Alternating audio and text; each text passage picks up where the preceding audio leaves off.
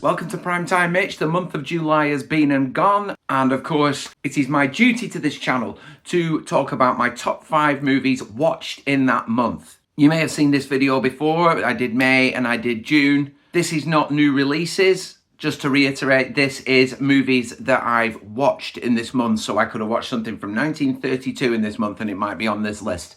As ever guys, your support is massive to me. Subscribe and get notified down below and drop some comments below. Tell me what you've watched this month and what your top 5 are, and maybe even what you hope to watch in the month of August coming up. I'm 𝐒𝐿𝐊𝐄 and this is my top 5 for July. Coming in at number 5, it's probably the most controversial pick of all. I think it's a little bit of a Marmite movie. You either saw it as massive fan service or a huge downgrade, but that is Happy Gilmore 2.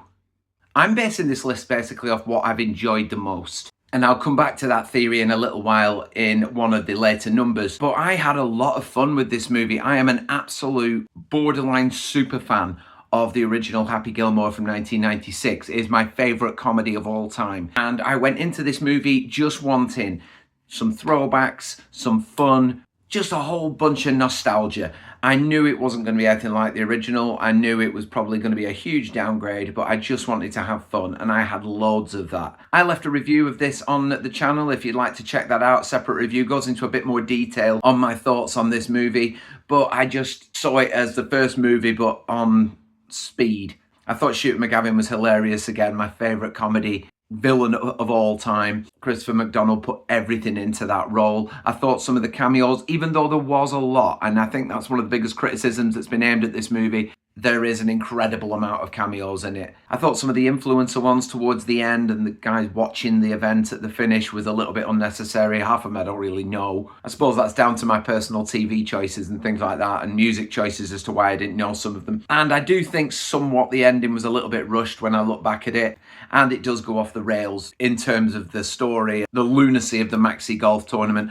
But in conclusion, I enjoyed this. I had fun with it. I loved the throwbacks. I got a lot of nostalgia from it, and it's made it into the top 5 just because it made me smile a lot, and I didn't have another 20 odd films to rank it with this month. In at number 4 is going to be last year's Queen of the Ring, directed by Ash Avildsen. This is a biography of women's wrestling pioneer Mildred Burke. This wasn't promoted massively to the mainstreams. It's very much a movie that big fans of wrestling insiders can enjoy. I thought it was nicely shot and quite a low budget as well. Emily Bett-Rickards does a wonderful job of portraying Mildred. There's not a great deal of footage to go off in terms of seeing her personality, and a lot of the matches she had, you know, were very early on, before the big broadcasting of today and certainly the boom of the 80s. There's some names in there you'll notice. Josh Lucas playing Billy Wolf, and Walton Goggins appears as well, does a great job. And I'm a huge Jim Cornette fan. It was nice to see him have a role in this movie as well, and he did quite well. And there's a whole host of other wrestlers that are involved in the making of this movie, and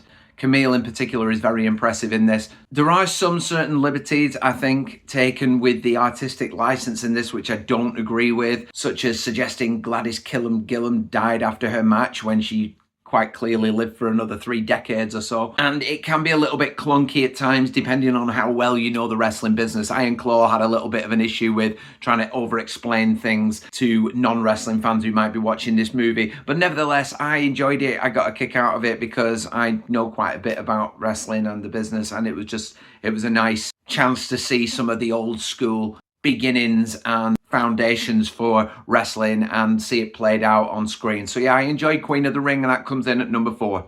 Number 3, the most recent watch, and that is Bring Her Back. This is actually my highest rated movie out of all of these on Letterboxd, which is what this list is based around. But it sandwiches in at number 3 here just because I didn't have as much joy out of it as I did with some of the others. But actually, as a film overall, it's beautifully made. It looks incredible. Sally Hawkins in this is a tour de force, a fantastic performance from her. Jonah Rem-Phillips deserves credit as well for a real gutsy performance that required an awful lot of physical acting. And Billy Barrett's character is a very sympathetic one you're always rooting for throughout it. It is very gnarly, very bold, visually unpleasant the majority of the time, but it's nice to see such a ballsy horror being made.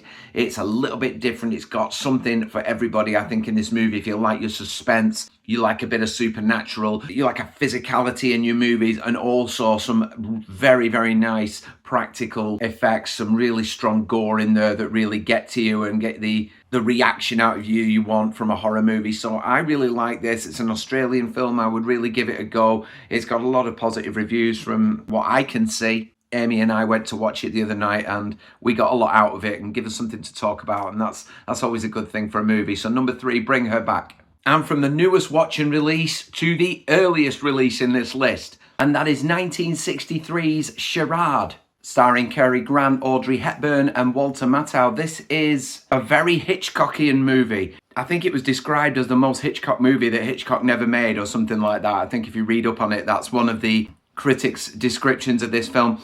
But it's got plenty of the same kind of twists and turns and dark humour and suspense and that crime noir. It's got all of that thrown into this. I had a lot of fun with this film. I love movies like this. It's directed by Stanley Donen of Anchors Aweigh and Singing in the Rain fame. And the chemistry between Grant and Hepburn is very good throughout. It was nice to see Audrey Hepburn in a movie where I liked her character, because the last time I saw was Breakfast at Tiffany's and I couldn't stand the character of Holly Golightly in that movie. So it was nice to actually be behind what she was doing in this. It just looks great. It feels good at the end. There's a couple of things at the conclusion I would have changed that I didn't think were that well captured and believable, but for the majority of this movie I was very, very happy with it. I would suggest go checking Charade out if you haven't seen it. It's a lovely piece of film history and it makes it a runner-up if it wasn't for Copycat. Makes my number 1 for July. Sigourney Weaver and Holly Hunter play roles in this that you would expect to be reversed. Sigourney Weaver is now an agoraphobic recluse. She was on the wrong end of a particularly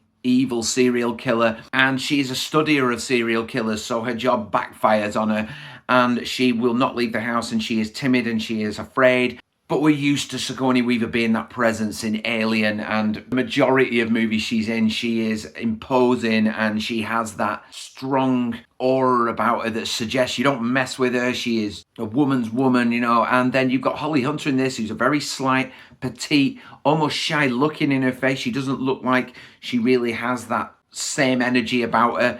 And it is reverse roles in this. She is the strong cop that is going to try and find this copycat killer who is taking the MOs of various serial killers over the years. So Dahmer, Kemper, Berkowitz, all these guys that you've seen in like the series Mindhunter. I would strongly recommend, if you like Mindhunter, that you check this movie out. She is trying to find this killer with the help of Sigourney Weaver's character, who is very much not willing to go beyond her doorstep to help, and will only do it from the comfort of her own home. And there is a clash there. There's a few relationships born out of this collaboration that keep the movie a little bit different to many other films of this kind. It does have vibes of sort of Seven in there. There's a Silence of the Lambs feel to it. It is very 90s, but I really, really enjoyed this. I thought it was fascinating. I thought the performances were very good.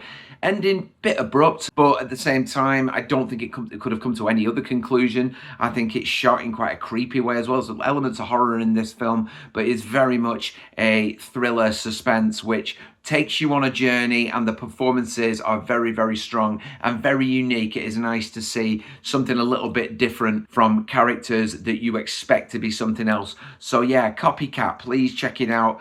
It's a real 90s ride. If you like your 90s movies, this is a gem to enjoy. That's my top 5 for the month of July. What have you watched in the month of July that you can tell me about? Drop them in the comments below. I'd love to know what your favourite movies are that you've watched recently. Are they from long since that you are just well overdue watching, or are they new releases that you just want to shout about? Do you agree or disagree? Let's have a discussion. Let's talk about the movies that we watched in the last month, and we will get on to August when the time comes. Thanks for supporting Primetime Mitch. Hit that subscribe button and that notification bell, and say hello in the comments and give me your thoughts and feelings on your own views for this month. It's a good day. It's a Sunday. I'm going to go and chill. Have a good day, everybody.